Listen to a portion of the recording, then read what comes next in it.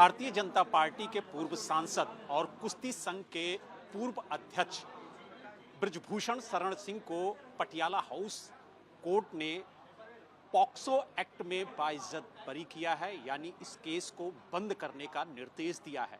इसके बाद हमारे साथ खुद बृजभूषण शरण सिंह जी मौजूद हैं। क्या कहेंगे, जिस तरीके से कोर्ट ने आपको इस गंभीर आरोप से बरी किया है, उसके बाद क्या कहेंगे?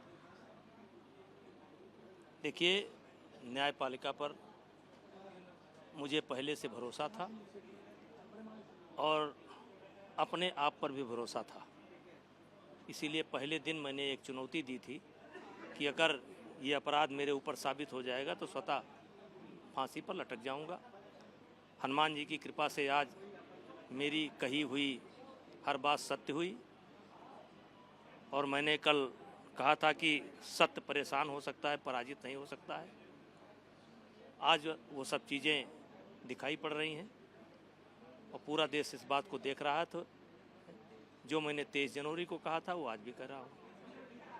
लेकिन जिस तरीके से आरोप लगाए गए थे, दिल्ली के जंतर मंतर पर कई दिनों तक धरना चला, कई विपक्षी दलों ने आप पर गंभीर आरोप लगाए और जिस तरीके से कोर्ट ने आपको बरी किया, जब आप पे आरोप लगा था तब भी आप कह रहे थे कि मैं निर्दोष हूं, ये झूठे आरोप हैं, साजिश के तहत ये आरोप लगाए जा रहे हैं। और आज जब कोर्ट ने आपको इस पूरे मामले से बरी किया है तो क्या कहेंगे उन लोगों के लिए जो आरोप लगा रहे थे? देखिए, उनके लिए केवल एक लाइन है,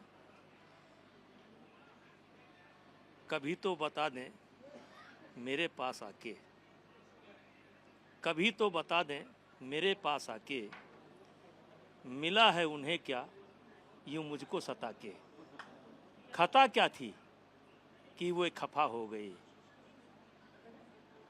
अब वो सोचें, उनका काम है।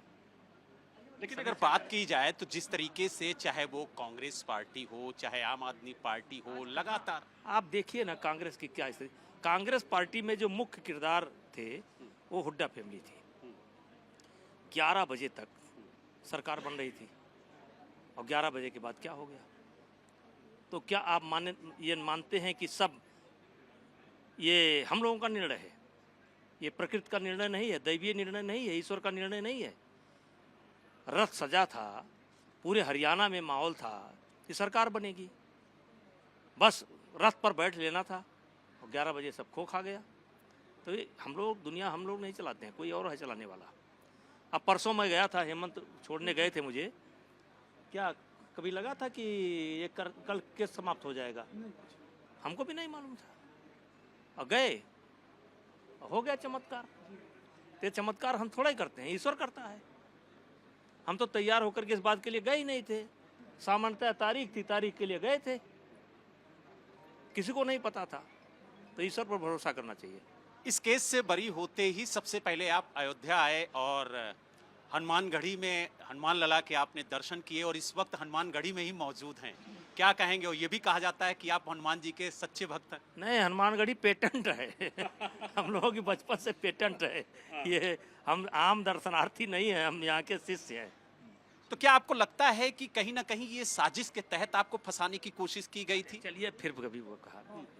तो आपने देखा, हमारे साथ बृजभूषण शरण सिंह जी थे जिन्होंने साफ तौर से कहा कि जिस तरीके से आरोप लगे थे उन आरोपों से कोर्ट ने उन्हें बाइज्जत बरी किया है और जिस तरीके से पॉक्सो एक्ट के तहत उन्हें राहत मिली है उसको लेकर के वो अपनी बड़ी जीत बता रहे हैं। उनका कहना है जिन लोगों ने आरोप लगाया था वो आज कहां है ये देख लीजिए। तो कहीं ना कहीं इस राहत को एक बड़ी जीत के तौर पर बृजभूषण शरण सिंह देख रहे हैं और कहीं ना कहीं आज अयोध्या से लेकर उनके गांव तक उनका भव्य स्वागत किया जा रहा है।